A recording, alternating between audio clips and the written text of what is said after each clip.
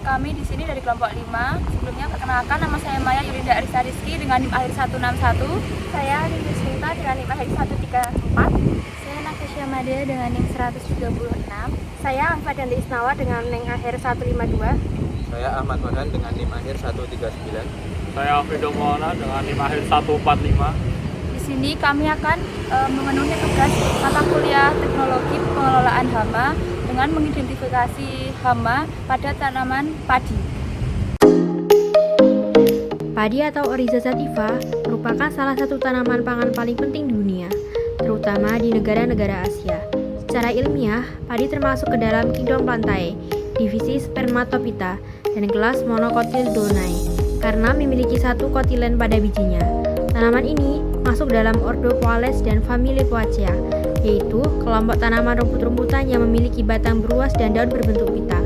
Untuk tingkat genus, padi tergolong dalam Oryza dengan spesies utama yaitu Oryza sativa yang banyak dibudidayakan di Asia. Secara umum, morfologi padi terdiri dari akar, batang, daun, malai, serta buah dan biji. Untuk akar, padi memiliki sistem akar serabut yang tumbuh menyebar ke berbagai arah. Akar ini berfungsi untuk menyerap air dan unsur hara dan menjaga tanaman tetap tegak. Selanjutnya batang. Batang padi berbentuk silindris berongga dan terdiri dari ruas serta buku. Pada bagian buku inilah daun, anakan, serta malai akan muncul. Bagian berikutnya adalah daun. Daun padi berbentuk memanjang seperti pita dengan helai yang sempit dan ujung runcing. Daun tersusun berseling pada setiap ruas batang dan dilengkapi pelepah daun yang membungkus batang. Kemudian malai, yaitu bagian reproduktif yang menjadi tempat terbentuknya bulir padi. Malai tumbuh dari buku bagian atas dan memiliki cabang-cabang yang menampung butir-butir gabah. Terakhir, buah dan biji. Buah padi termasuk tipe karyopsis, yaitu biji yang menyatu dengan kulit buah. Setelah proses panen dan penggilingan, bagian bijinya akan menjadi beras yang dikonsumsi sebagai bahan pangan utama.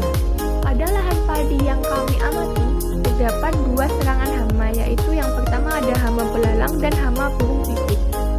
Hama belalang merupakan herbivora yang dapat menyebabkan kerusakan besar pada tanaman budidaya.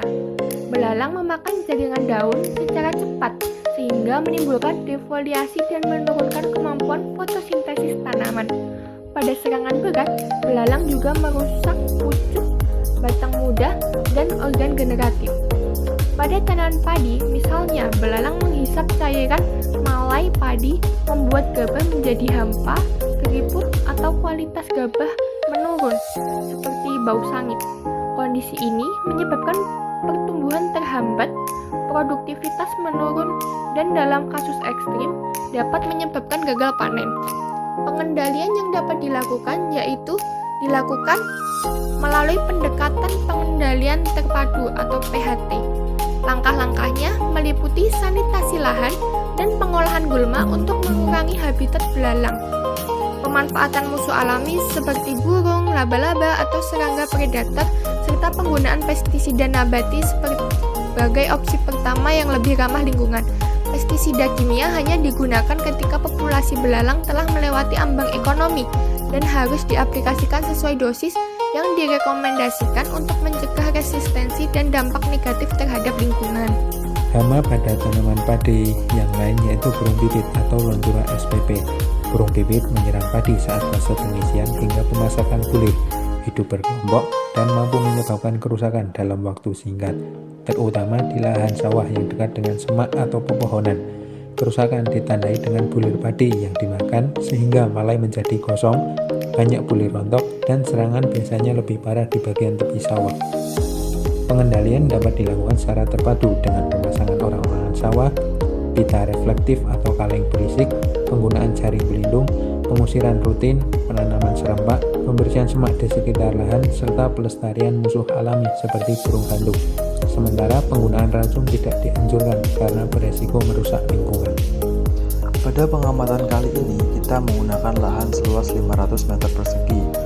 Dengan jarak tanam 25 x 25 cm, maka setiap rumpun padi menempati sekitar 0,0625 meter persegi, sehingga secara perhitungan diperoleh sekitar 8.000 rumpun padi dalam satu lahan. Karena jumlahnya sangat banyak, kita tidak mungkin mengamatinya satu persatu. Pada sampel pertama, memiliki 37 helai daun. Hasil scoring kerusakan menunjukkan pada angka 16,2%. Pada sampel kedua, dengan 42 helai daun, tingkat kerusakannya mencapai 19%. Dan pada sampel ketiga, dengan 41 helai daun, kerusakannya adalah 7,3%. Ketiga nilai tersebut kemudian dirata-ratakan dan dia beroleh tingkat kerusakan sebesar 14,16% pada populasi tanaman. Jika angka ini diterapkan pada 8.000 rumpun, diperkirakan sekitar 1.133 tanaman mengalami kerusakan. Dengan demikian, hasil ini menunjukkan bahwa tingkat kerusakan tanaman di lahan tergolong rendah, sehingga kondisi pertanaman secara umum masih sangat baik atau cukup baik.